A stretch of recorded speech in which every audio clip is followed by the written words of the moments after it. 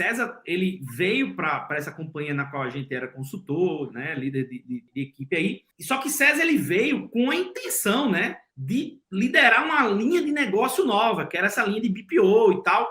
Exatamente. Só que isso ia levar algum tempo para que se fosse produzido, que a ferramenta fosse preparada, que os clientes fossem ganhos, que o negócio começasse a acontecer. E, obviamente, ele precisava começar a produzir, fazer, se alocar em algum canto. E aí eu tive o prazer, né? E foi um prazer enorme de... a gente trabalhava num projeto de uma petroquímica, implantando governança, e aí o diretor da empresa disse assim, César está vindo para a empresa, ele vai iniciar um que a gente vai chamar de uma nova linha de negócio, mas enquanto a gente não tem isso, ele vai compor aí o time e vamos colocar ele para entender um pouco desse negócio, que eu acho que esses conceitos que você trabalha, eu me lembro muito bem quando ele me disse isso, esses conceitos que você trabalha, eu acho que vai ser importante para que ele possa melhorar, né, evoluir o ferramental que ele está construindo para fazer essa outra linha de negócio. E aí a gente começou a trabalhar junto, né? A gente começou e César era show, né? César já tinha uma experiência em gestão, porque ele vinha de uma empresa muito grande, que era uma companhia energética, né? Dessas experiências todas. Então ele tinha uma visão muito boa. Ele não dominava os conceitos de governança, né, de tecnologia, mas ele entendia de gestão, né? Ele tinha essas habilidades em monitoramento, indicadores, desempenho, e ele agregou muito ao time, né? Então eu me lembro que um dos primeiros projetos que você trabalhou foi a gente estava fazendo o início do monitoramento de desempenho, né, da governança lá dentro da petroquímica, e eu disse, César, tu já tem experiência em fazer desempenho de outras coisas, a gente vai fazer monitoramento de desempenho de gestão de tecnologia. E aí a gente discutiu, não sei o quê, a gente deu vários treinamentos, não sei o quê, orientou, e ele deu show e ficou, né, montamos um modelo de monitoramento de desempenho, que inclusive eu estava conversando com o CIO dessa petroquímica semana passada. Eu liguei para ele, a gente estava conversando, e aí eu disse assim, como que está o monitoramento de desempenho e tal? E assim, lógico, aquilo foi o embrião, depois a gente saiu evoluindo, né, ao longo de vários anos, mas aquele embrião de monitoramento que a gente construiu lá no início de 2011, depois ele evoluiu até 2019, 2017, 2018, ele hoje é considerado assim modelo global, porque é uma empresa multinacional, né? Ela fazia parte de um conglomerado, foi vendido para outro conglomerado mexicano, e ela hoje, ele estava me dizendo que esse modelo é hoje um modelo que é referenciado aí pela área global como um melhor modelo de monitoramento que eles têm hoje em todas as companhias do grupo, né? E César, então a gente começou a fazer isso aí, e eu queria que você colocasse para as pessoas, né? Você vinha de uma área que não era dentro da companhia energética, você não trabalhava com gestão de tecnologia, né? Você trabalhava na área de negócio, fazendo gestão do negócio, gestão de um processo de negócio, se especializou nessa área de atendimento ao usuário, né? Nas agências, como você falou. E aí, como foi começar a incorporar os conceitos, né, de governança e gestão de tecnologia, de COBIT, de ITIL, começar a entender mais profundamente dessas coisas, o quanto isso transformou ou começou a transformar a tua visão sobre o que tu ia fazer, ia se transformar aquela ferramenta ainda embrionária lá em 2010, 2011, para chegar no que é hoje a ferramenta que você tem hoje, que é a Atende, né, a plataforma Atende. Mas o que é aquele momento, né? O que essas práticas mudaram, viraram essa chave aí? Conta um pouco, pessoal, para as pessoas entenderem o quanto isso que a gente fala aqui dentro do canal tem uma relevância, inclusive para quem quer ser empreendedor, ou seja, ela abre a cabeça da gente para muitas coisas. Então, fala o que isso afetou hoje a plataforma de vocês, o que todo aquele trabalho inicial lá em 2011, o que isso levou de legado para você? Roberto, eu acho que quando eu olho para trás, eu acho que eu vivi várias versões, né? Eu tive uma primeira versão que foi o apaixonado pelo Techniquez. Então, eu era apaixonado pela programação. Então, lá na companhia energética, eu tinha uma função onde os departamentos de negócio, eles tinham um representante de TI na época. Então, existia o departamento de TI e existia as pessoas chaves de TI nas áreas de negócio. E quando eu fui para a área de negócio comercial, que cuidava das agências, naturalmente, uma das maiores habilidades era a capacidade da gente poder criar alguma solução que inovasse esse negócio e, abraçado com tecnologia, a gente pudesse construir, né, uma experiência nova para o cliente. Quando nós viemos ali para 2011, né, e nesse desafio de montar o BPO, e aí o BPO ele foi um projeto de inovação na época, O que é BPO, César? Para quem está aqui no canal não sabe, não conhece o conceito, né? O que é BPO? Só para a gente não ficar falando de BPO e as pessoas eventualmente não conhecem o conceito, né? O que é um BPO? O BPO ele é o Business Process Outsourcing. Então, ele tem um paradigma. Antes do BPO, as empresas contratavam mão de obra. Então, ela pegava um processo de negócio, contratava uma empresa que fornecia pessoas e, sob a administração da empresa contratante, essas pessoas precisavam executar algumas atividades. Okay. O BPO ele mudou totalmente esse contexto. Então, as empresas deixaram de contratar mão de obra e passaram a contratar SLA, passaram a contratar entrega, né?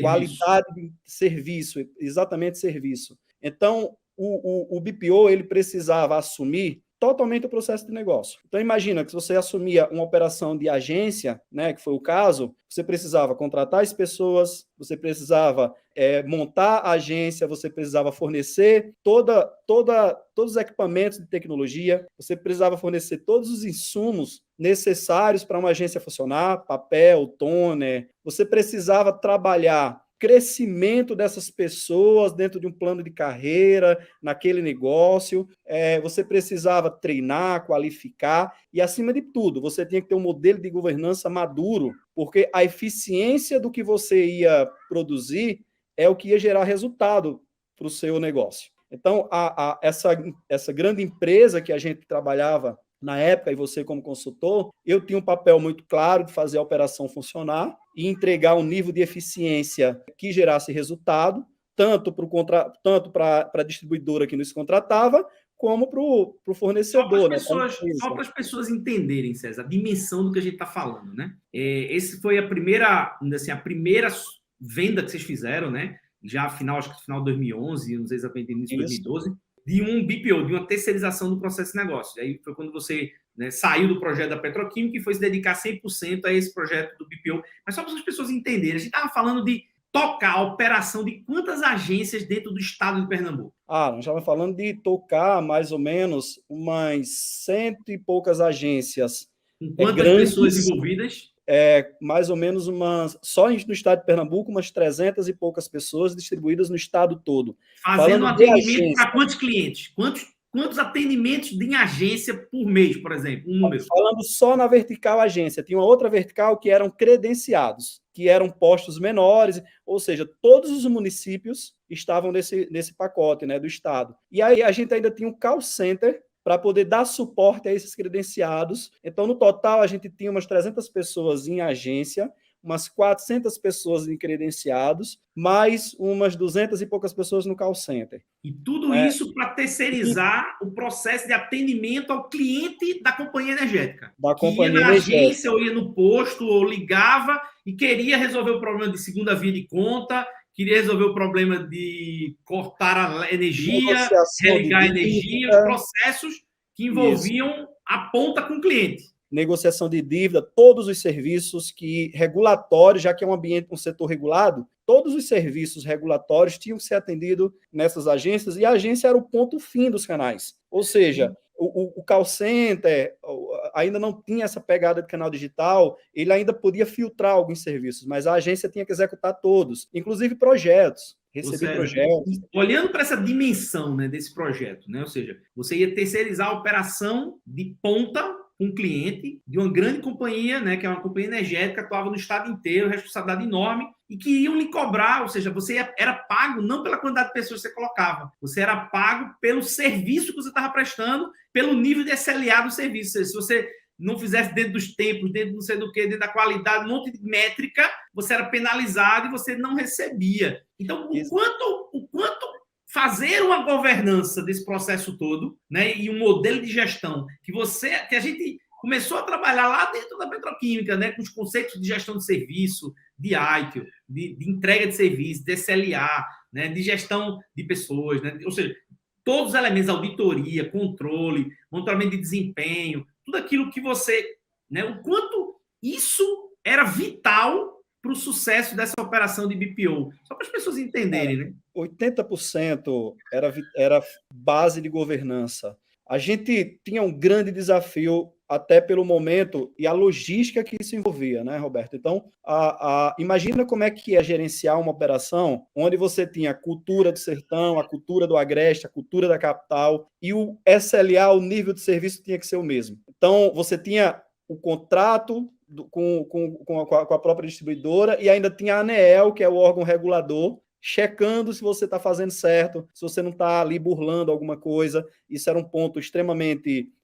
Era um mantra a gente fazer essas coisas certas. E aí, acho que um ponto principal aí foi que quando eu percebi o tamanho do desafio e eu vivi essa experiência da petroquímica, aí eu falei para a direção da empresa, cara, eu preciso do Roberto aqui para ajudar a gente a montar um modelo de governança adequado, porque além de todas das pessoas, de tudo que a gente teve que fornecer, como é que a gente ia monitorar isso tudo? Então teve que ter uma ferramenta de tecnologia muito importante aí para poder a gente ter um monitoramento praticamente em tempo real de tudo que estava acontecendo em cada agência. E para a gente ter uma solução disponível 24/7, segura, né? Hoje está falando de LGPD. Naquele tempo a gente já falava de LGPD, porque a gente já tinha dados de clientes na ferramenta, já eram dados sensíveis. Tinha dados sensíveis e a gente precisou, além disso tudo, capacitar lideranças, e você foi fundamental na estrutura de governança, o capítulo de capacitar as lideranças. Então, teve muita pessoa que a gente teve que preparar para assumir gestão regional, gestão local, e a gente conseguir garantir um nível de eficiência adequado nessa operação. Lembrando que começamos em Pernambuco, depois fomos para o Rio Grande do Norte, depois fomos para a Bahia. Cara, assim, o negócio cresceu, a gente chegou a ter 2.000 pessoas sendo acompanhadas em tempo real, num belíssimo painel de governança, monitoramento de pontos de falha, enfim, todas as melhores práticas lá que você ajudou a orientar para a gente poder implementar.